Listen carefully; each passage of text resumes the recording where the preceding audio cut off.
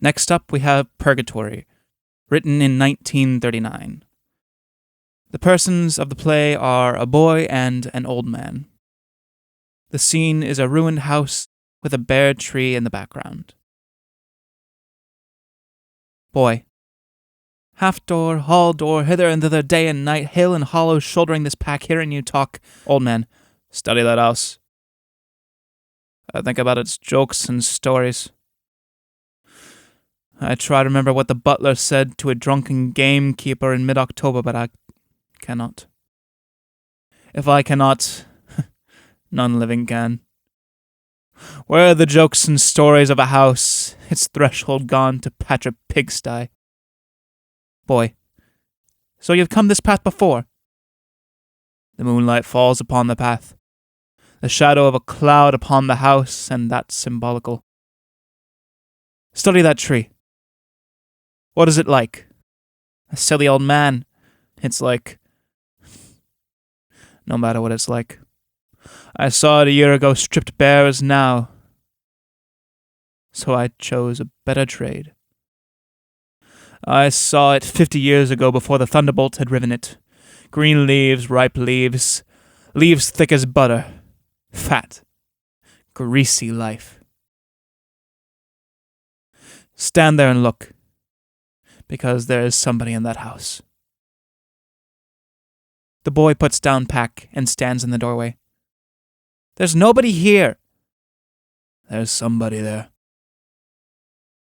The floor is gone. The window's gone. And where there should be a roof, there's sky. And here's a bit of an eggshell thrown out of a jackdaw's nest. But there are some that do not care what's gone. What's left? The souls in purgatory that come back to habitations and familiar spots. What's are out again? Relive their transgressions. And that not once, but many times, they know at last the consequence of those transgressions, whether upon others or upon themselves. Upon others, others may bring help, for when the consequence is at an end, the dream must end. If upon themselves, there is no help but in themselves, and in the mercy of God. I have had enough! Talk to the jackdaws if you must. Stop! Sit there upon that stone. That is the house where I was born. The big old house that was burnt down? My mother. That was your grandam owned it. This scenery and this countryside, kennel and stable, horse and hound. She had a horse at the Keurig. And there met my father, a groom in a training stable. Looked at him and married him. Her mother never spoke to her again. And she did right. What's right and wrong? My granddad got the girl and the money. Looked at him and married him. And he squandered everything she had. She never knew the worst, because she died in giving birth to me.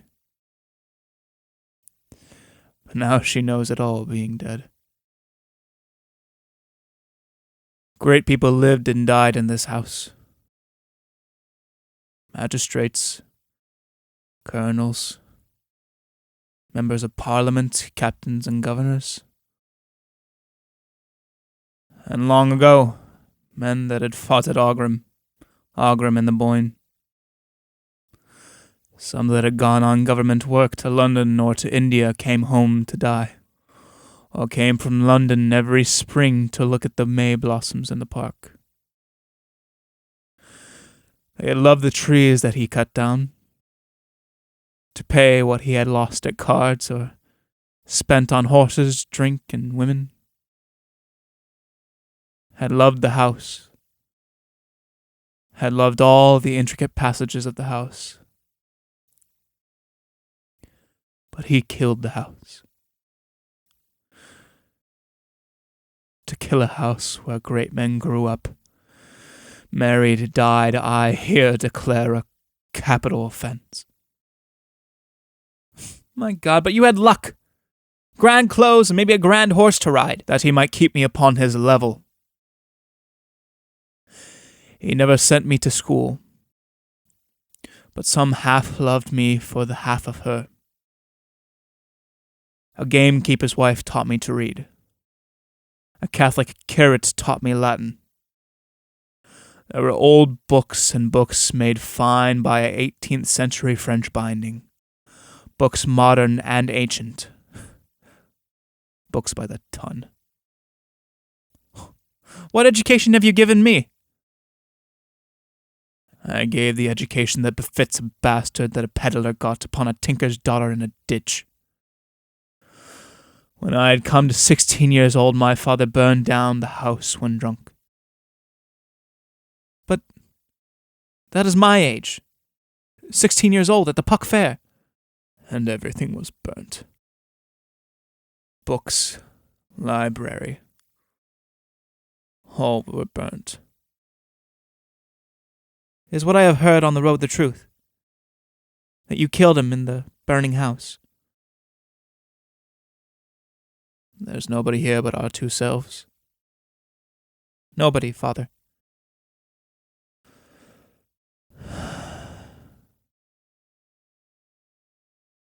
I struck him with a knife.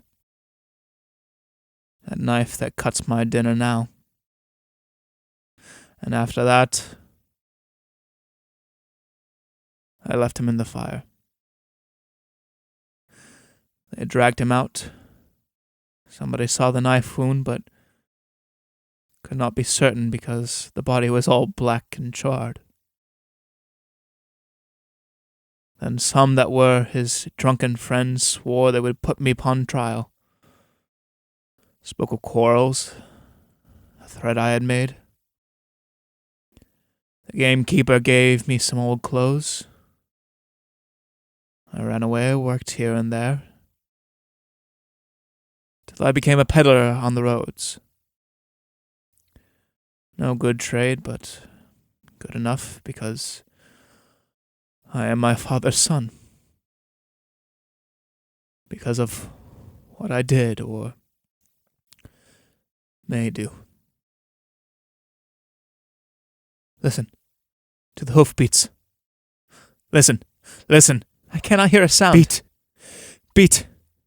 This night is the anniversary of my mother's wedding night, or of the night wherein I was begotten. My father is riding from the public house, a whiskey bottle on his arm. A window is lit, showing a young girl. Look at the window. She stands there listening. The servants are all in bed and she is alone. He has stayed late bragging and drinking in the public house. There's nothing but an empty gap in the wall. You have made it up. No, you are mad. You're getting madder every day. It's louder now because he rides upon a gravelled avenue. All grass today. The hoofbeat stops. He's gone to the other side of the house. Gone to the stable, put the horse up. She has gone down to open the door. This night she is no better than her man and does not mind that he is half drunk. She is mad about him.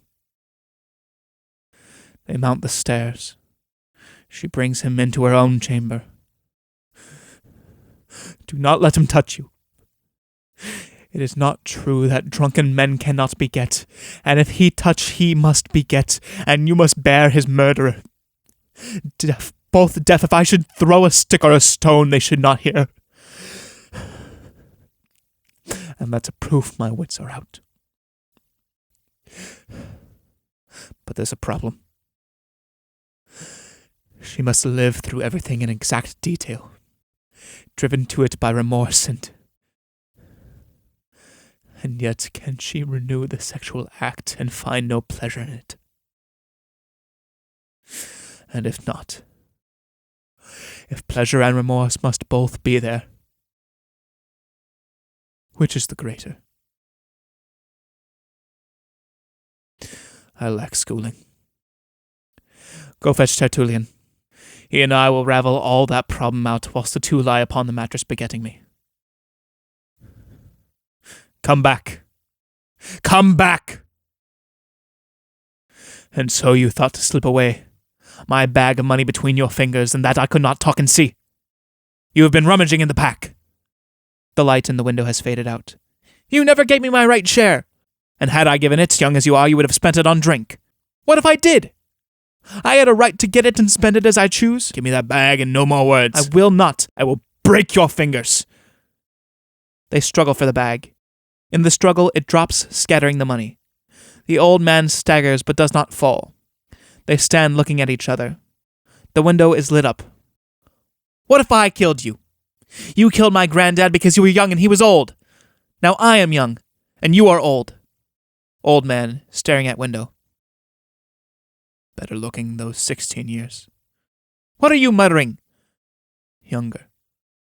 And yet she should have known he was not her kind. What are you saying? Out with it! Old man points to window. My God! The window is lit up. And somebody stands there, although the floorboards are all burnt away. The window is lit up because my father has come to find a glass for his whiskey.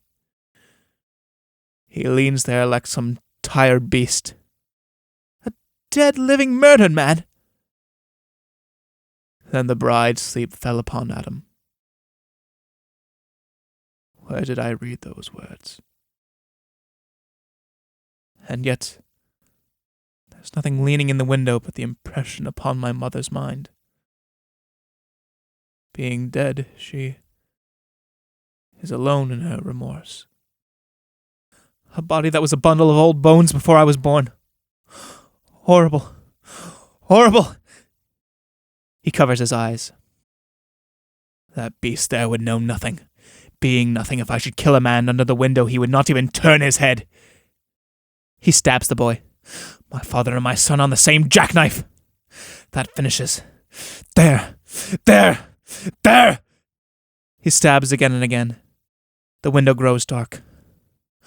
Hush-a-bye, baby, thy father's a knight. Thy mother a lady, lovely and bright. No.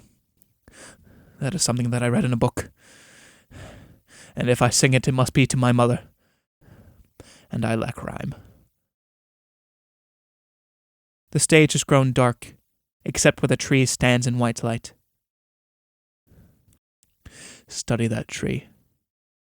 It stands there like a purified soul. All cold, sweet, glistening light. Dear mother, the window is dark again. But you are in the light because I finished all that consequence. I killed that lad because had he grown up he would have struck a woman's fancy, begot and passed pollution on. I am a wretched, foul old man and therefore harmless. When I have struck this old jackknife into a sod, and pulled it out all bright again, and picked up all the money that he dropped, all to a distant place, and there tell my old jokes among new men. He cleans the knife and begins to pick up money. Hoofbeats. Dear God, how quickly it returns. Beat. Beat. Her mind cannot hold up that dream. Twice murderer and all for nothing. And she must animate that dead night not once but many times. Oh God, release my mother's soul from its dream. Mankind can do no more. Appease the misery of the living and the remorse of the dead.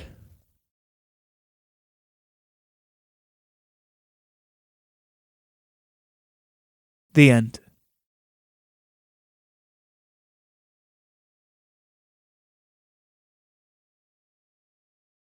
And rounding us out for today, we have The Cat and the Moon, written in 1926. This play is dedicated to John Masefield. The persons in the play are a blind beggar, a lame beggar, and 3 musicians.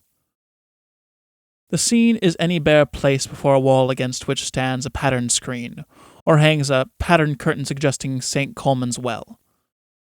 3 musicians are sitting close to the well with zither, drum, and flute. Their faces are made up to resemble masks. First musician singing. Cat went here and there, and the moon spun round like a top, and the nearest kin of the moon, that creeping cat looked up. Black Minaloo stared at the moon, for wonder and wail as he would. The pure cold light in the sky troubled his animal blood. 2 beggars enter, a blind man with a lame man on his back. They wear grotesque masks. The blind beggar is counting the paces. Blind beggar. 1006, 1007, 1009. Look well now, for we should be in sight of the holy well of Saint Colman. The beggar at the crossroads says it was 1,000 paces from where he stood and a few paces over. Look well now. Can you see the big ash tree that's above it? Lame beggar, getting down. No, not yet. And we must have taken a wrong turn. Flighty you always were. And maybe before the day is over you will drown me in the Kiltartan River, or maybe the sea itself. I brought you the right way. But you are a lazy man, blind man, and you make very short strides. It's great daring you have. And how can I make a long stride and you on my back from the peep of day? Maybe the beggar at the crossroads was only making it up when he said 1,000 paces and a few paces more. You and I, being beggars, know the way of beggars. And maybe he never paced it at all, being a lazy man. Get up. There's too much talk you have. But as I was saying, he being a lazy man... Oh, ow. Stop pinching the calf of my leg. Stop pinching the calf of my leg and I'll say not another word till I'm spoken to. They go around the stage once, moving to drum taps.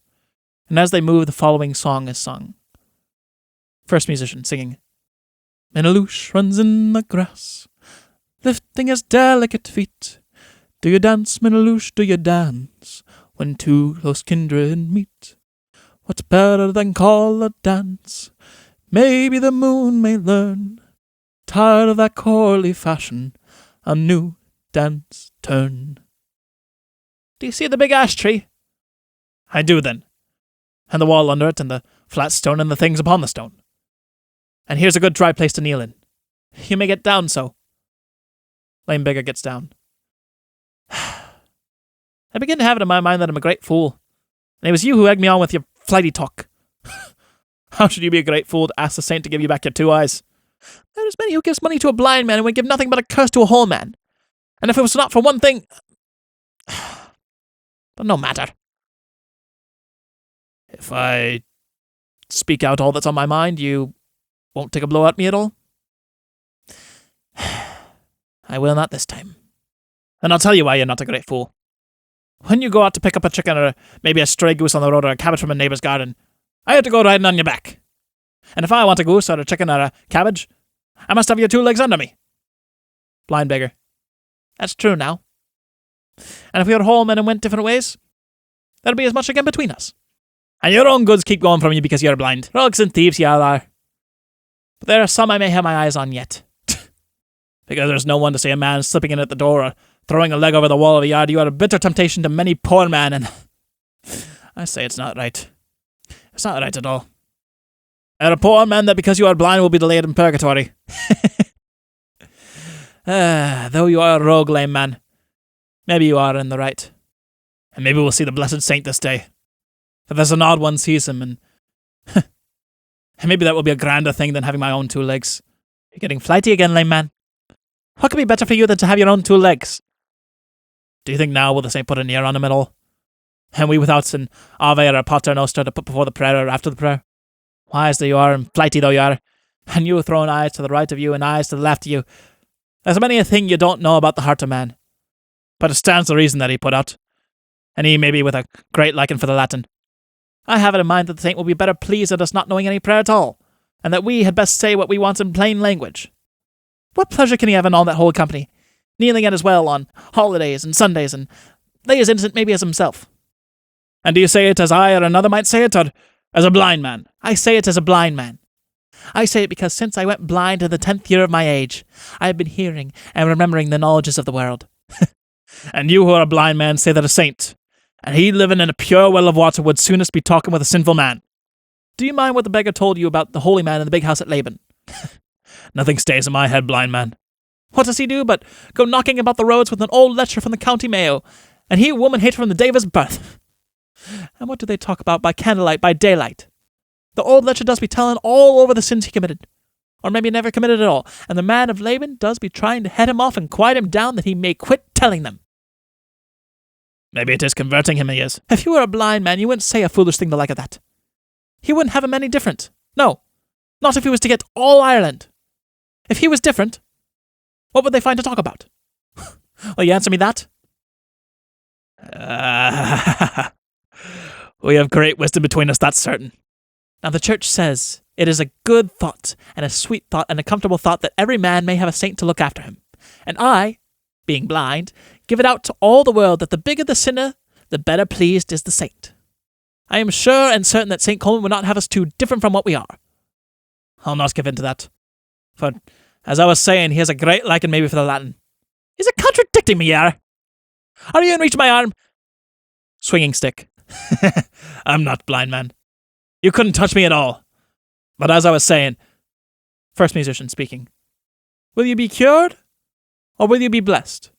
Lord save us! That is a saint's voice, and we're not on our knees. They kneel. Is he standing before us, lame man? I cannot see him at all. It is in the ash trees, or up in the air. First musician, will you be cured, or will you be blessed? There he is again. I'll be cured of my blindness. I am a saint, and lonely. Will you become blessed, and stay blind, and we will be together always? No, your reverence. If I have to choose, I'll have the sight of my own two eyes. For those that have their sight are always stealing my things and telling me lies, and some maybe that are near me. So don't take it bad of me, holy man, that I ask the sight of my two eyes. No one robs him, and no one tells him lies. It's all in his head, it is. He's had his tongue on me all day because he thinks I stole a sheep of his. It was the feel of his sheepskin coat put it into my head. But my sheep was black, they say. And he tells me, holy man, that his sheepskin is of the most lovely white wool, so that it is a joy to be looking of it. First musician, lame man, will you be cured, or will you be blessed? What would it like to be blessed? You would be of the kin of the blessed saints and of the martyrs. Is it true now that they have a book, and that they write the names of the blessed in that book? Many a time I have seen the book, and your name would be in it. It would be a grand thing to have two legs under me. But I have it in my mind that it would be a grander thing to have my name in that book. First musician, it would be a grander thing. I will stay lame, holy man, and I will be blessed. In the name of the Father, the Son, and the Holy Spirit, I give this blind man sight, and I make this lame man blessed. Blind beggar. I see it all now. The blue sky and the big ash tree and the well and the flat stone. All as I have heard people say. And the things the praying people put on the stone, the beads and the candles and the leaves torn out of prayer books and the hairpins and the buttons. It's a great sight and a blessed sight, but I don't see yourself, holy man. Is it up in the big tree, yar? Lame beggar. Why, there he is in front of you, and he laughing out of his wrinkled face. Where? Where? Why, there, between you and the ash tree. There's nobody there. You're at your lies again. I am blessed, and that is why I can see the holy saint. But if I don't see the saint, there's something else I can see. The blue sky and green leaves are a great sight, and a strange sight to the one who has been long blind. There's a stranger sight than that, and that is the skin of my own black sheep on your back. Haven't I been telling you from the peep of day that the sheepskin is white and it would dazzle you? Are you so swept with the words that you've never thought when I had my own two eyes I'd see what colour was on it?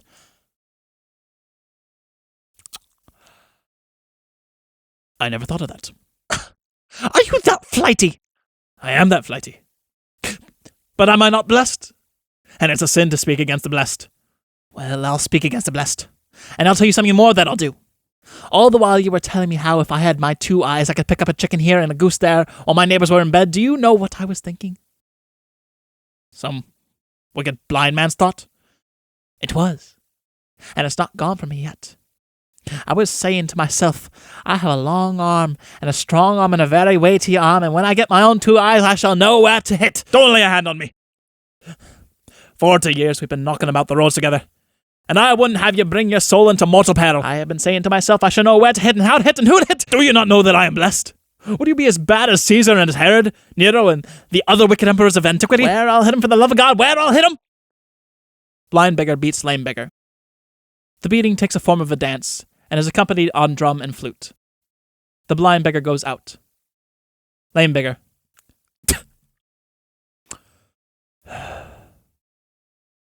That is a soul lost, holy man. First musician. Maybe so.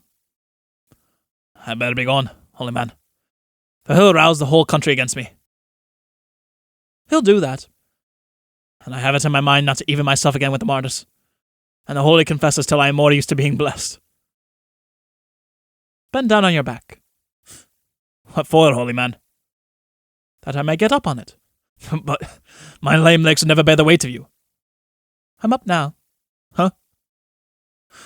I don't feel you at all. I don't weigh more than a grasshopper. You do not? Are you happy? I would be if I was right sure I was blessed.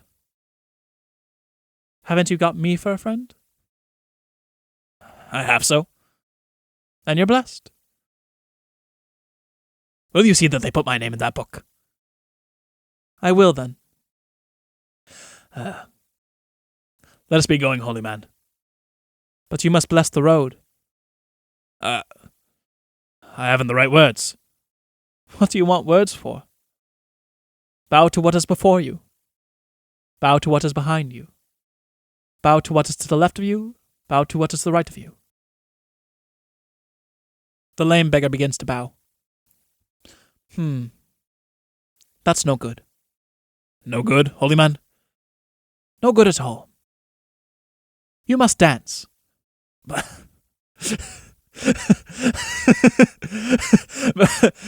how can I dance? Ain't I a lame man? Aren't you blessed? Maybe so. Aren't you a miracle? I am, holy man. Then dance. And that'll be a miracle. The lame beggar begins to dance, at first clumsily, moving about with his stick.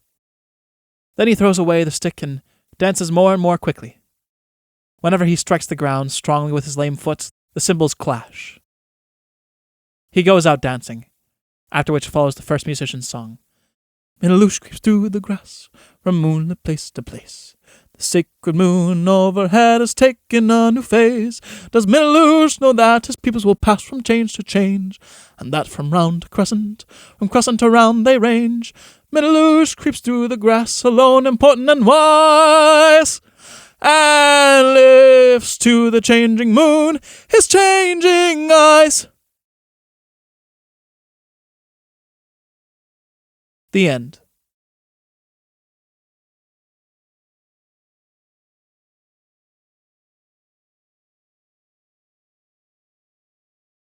And that is the end of today's episode. Thank you for tuning in and continuing to tune in among the various seasons that I have been producing with this. I'm going to attempt to get video up and running come next season, but until then, you'll just have to envision my visage with this sultry voice of mine. If you like what I do, please follow, subscribe, hit a like button, hit a chat button, hit any sort of button that you can possibly do while you're on your certain particular social media. But most of all, please share this with any other theater lover that you believe would enjoy these. Anyways, I hope you have a lovely rest of your day, and I hope to have you back in Brendan Moir's Playwright Corner. Thank you.